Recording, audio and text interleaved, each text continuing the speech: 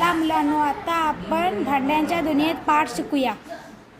आजकाल लोक माझा फक्त लग्नाची हळद दळण्यासाठीच उपयोग करतात अन नंतर असं कोपऱ्यात ठेवून देतात. आता काय, माझे नवे मित्र सगळे सोयरे स्वयंपाकघरात विराजमान झाले आहेत.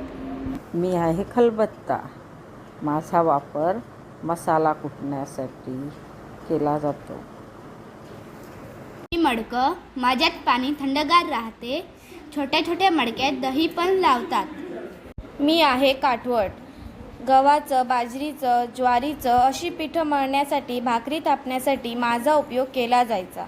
आहे बंब. आंघोळीचं पाणी तापवण्यासाठी माझा उपयोग करतात. सगळीकडे स्टेनलेस स्टीलची भांडी बघायला मिळतात. नक्षीकाम रत्नजडित सुरई आहे.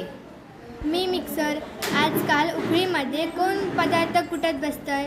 लावला मिक्सर की झाली कामं. वेळ वाचतो आणि श्रमही. आता घरोघरी स्टीलची भांडी दिसतात. चांदीची भांडीही घरोघरी वापरली जातात.